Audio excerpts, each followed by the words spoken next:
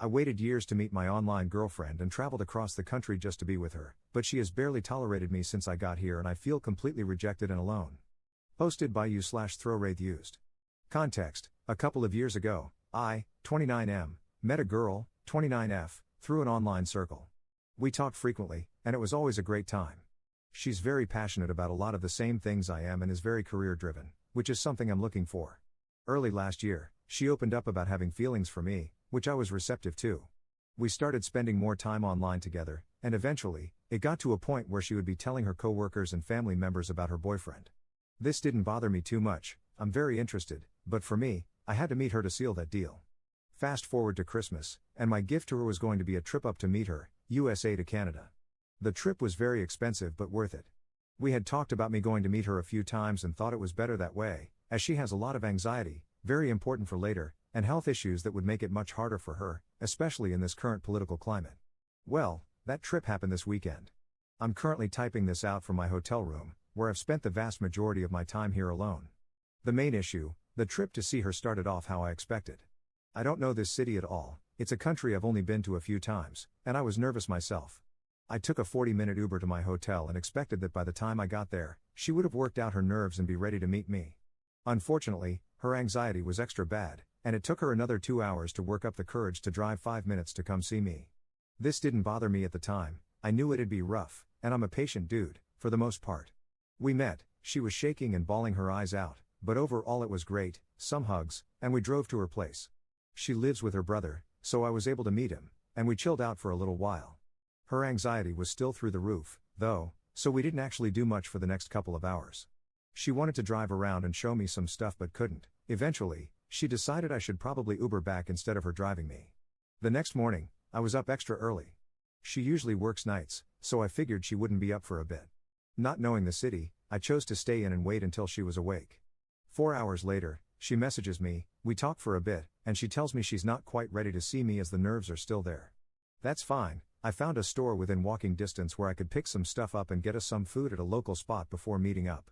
Fast forward about 2 hours later, and I finally get back to her place. She doesn't eat anything and tells me her brother, she, and I are going to a get-together to hang out with a bunch of their friends. That's cool. I ask her how long we'll be there, and she said a few hours. We leave, it's about an hour's drive. Every one of her friends was great, super welcoming, and she seemed really happy to introduce me as her boyfriend. The little party lasts a good portion of the night.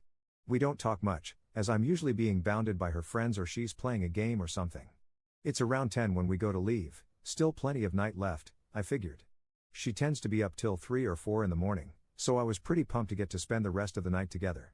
However, as we get in the car, she asks her brother if it's cool that she takes me to the hotel before they go home. He says yeah, and I just sit in shock the whole way back that she's too drained to spend a couple of hours of quality time with her boyfriend she just met. At this point, it's all starting to catch up to me, and I'm feeling pretty bad. I get back to the hotel room, and I'm just confused by this whole trip. I'm alone, in a hotel room, in a country I don't know, with my girlfriend a few minutes away, not knowing what to do. What the hell is going on? I fear messaging her about it is going to make her anxiety worse, but at this point, I don't know what to do. I'm set to meet her mom in the evening for dinner, and at this point, I feel like I've met everyone except for my girlfriend. So I message her that. She's very apologetic, saying her anxiety is through the roof still and she wanted to make this trip worth it for me, but she's just drained. She makes an effort to let me know she is still very interested in everything, but she knows if we're alone together, nothing would happen because she's just too nervous. She hasn't been in a relationship in a couple of years, so it's hard for her. I tell her I don't even want to try anything intimate if that was her fear. I've barely hugged her this trip, and there are a lot more steps in that process before anything like that could happen. I just want to spend some quality time together.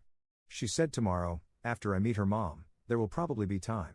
All that said, today is my last day here. I leave early tomorrow morning on a flight. I feel like this whole thing has been a waste, and I'm still just confused. I wanted to spend quality time with her, not sit in a hotel room alone for most of my trip. In my mind, she would want to be with me every waking moment of this trip. Our time is so short, and we've talked about it for ages like that was going to be the case.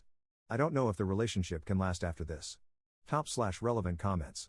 Commenter. You had to give it a shot, but it sounds like it didn't work out. You need to be honest and tell her how this made you feel. If she wants to keep seeing you, she's got to travel to you next time. If she's too anxious for that, then you're not compatible and wasting your time. Commenter 2. It sounds like you are not going to make this trip again, and it doesn't seem like she has the ability to come to you, so what's next regardless? Ops response. She was going to come down in June for an event, but I'm not sure how that would even work with her anxiety. Commenter 2. So she can go to another country for an event but not 5 minutes to visit you, who happen to travel from another country to see her. Nah bro, that's not right. Ops response. Yeah, I have no clue. The idea of her coming down for that event has been planned for a while, but maybe she'll back out now? I don't know. Commenter 3. Tell her you want to spend the last day together because you want to get to know her and this is really important to you. This can be in a public place if that makes her feel more relaxed. If she still can't do that, then I think you know enough. Ops response.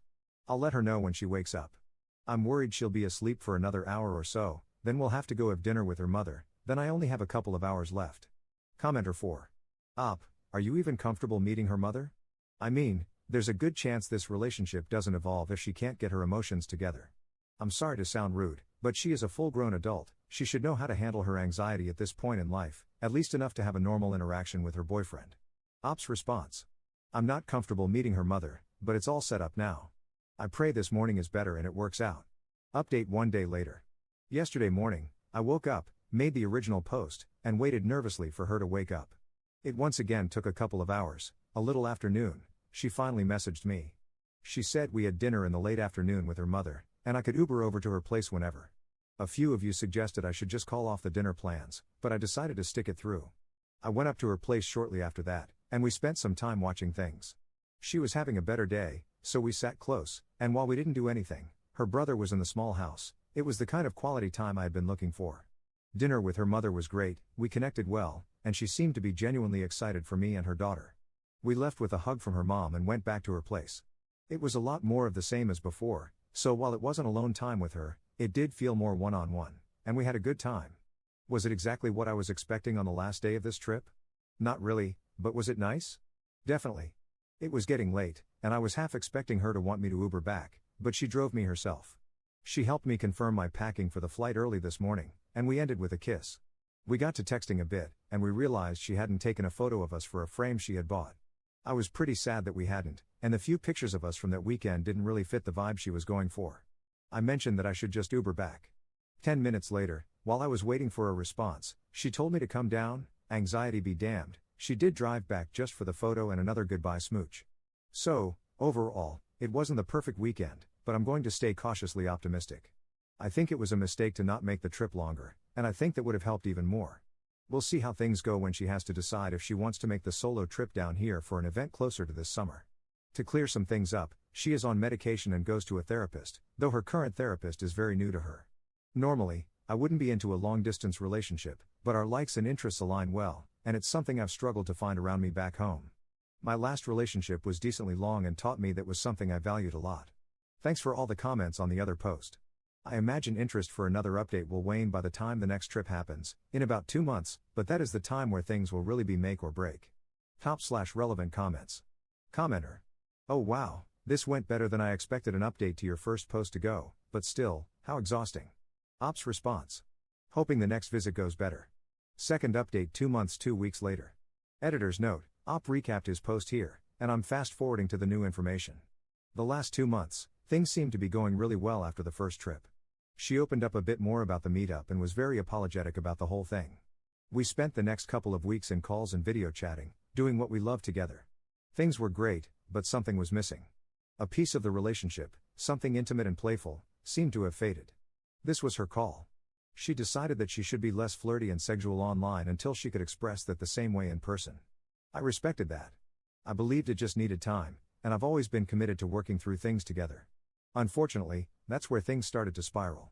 One thing about her is that she's very independent, and that often came across as distant, uncaring. There are some days when she chooses not to interact with me, ignore my messages, or get short when I try to be affectionate and caring. Usually, this only happens when she's having a rough day, understandable. Unfortunately, a week ago, she was having one of those terrible weeks. In my head, a relationship should be one of comfort and relief, but while I tried to help her through it, she lashed out and started being distant. I tried to comfort her, but it was met with a coldness I couldn't understand. I had to guess how she was feeling and was left in the dark a lot. I made the, in hindsight, wrong choice of opening up about how I didn't understand and how I just wanted to be someone she could lean on, how it made me feel awful that I couldn't support her. I felt shut out so often. This turned into a lot of messages about how we felt about relationships in general, and the changes ours would need to take. It focused on how we care about each other a lot, but she has her anxiety and independent healing to work on, and how I have to give her more space and care less. The main villain, as was the case during the first meeting, was her anxiety. It's ruining her life in more ways than just our relationship. She's struggling everywhere. So her number one priority was to get in a better spot with that, then work on us. This was a great compromise, and I was excited for the next step in the relationship. I would continue to give her time and space, to wait for someone I think is one of a kind and worth it, and she would get to the place where she believes that too about herself. And finally, now. I boarded the plane with a lot of hope. Things were good after a few days of us getting back on track. But as I landed, I got a short, heartbreaking message from her. She said she's not in a healthy enough spot to make this relationship work for either of us. That after some reflection, her problems are so bad that she needs to step away and work on them. She doesn't think she'd be able to handle the trip we'd planned and would be ruining another critical point in our relationship. The part that hurts the most isn't the time I've given her, the financial, emotional, or physical pain, or the fact this came out of the blue at the worst time. What hurts the most is it feels like she went from telling me how I was going to be her future, to basically treating me like an acquaintance. The last few days have been so tough. We talked for a little while that first day. Her entire focus of the conversation was that she needed to get better. She barely once talked about us. I got no closure. And now, trying to talk to her feels like talking to someone I barely know, despite her saying she wants us to stay close. One of the first things she told me when we started talking was how words meant everything to her. They're so important, they should always mean something. She kept saying how much she cared about us, yet her current actions make me feel the complete opposite. I see her online, hanging out with friends, posting online, like I never existed, like I was just a footnote in her life. I'm here now. I'm going to try to make the best of the trip, but being alone again hurts so much. I don't understand. Some days the distance felt like nothing, and other days she made the miles feel so much longer. I really tried so hard. I'm exhausted. I'm getting older, and the pressure of finding my person is really setting in. I don't want to settle, but I feel like I'm going to have to. I want more than anything to just make things right with her, to go back to that week and just give her the space she wanted, so we'd be on this trip together right now. I mentioned above that she's very independent, and her anxiety is taking that away from her. She can't do the things she wants with the people she wants, and I understand that. But what about us? I'm devastated. I know a lot of you saw this coming, and the rest of you all wanted to see this work. How do I move on? I know there's probably no saving this, but I wish there was. What can I do? And how do I find anyone like her again? Edit to add, I've tried local for a few years. I've never had trouble getting dates or matches on apps locally. But I live in a small, rural town and haven't found anyone who aligns with my values and interests. From my experience over years of doing this, dating locally would be settling, which is why I tried online.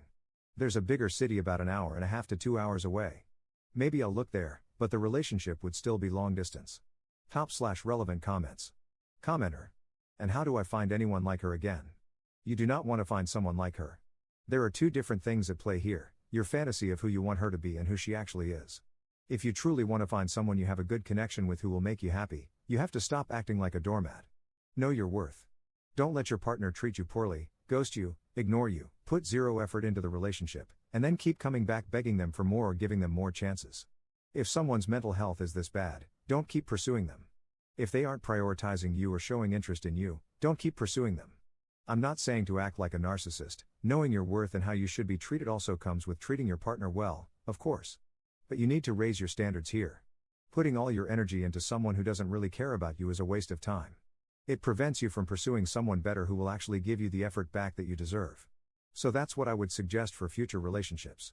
I would also second the suggestion to stick to dating people local to where you live and who you can meet in person. Long-distance relationships are really difficult and often doomed to fail.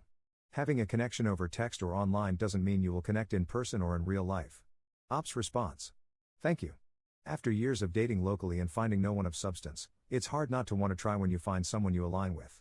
I'll be better for myself and try to find other options. Thanks. Commenter 2. Wow. Breaking up with someone after their plane has touched down? That's a low and cruel move that cannot be blamed on anxiety or trauma. That's simply a question of character.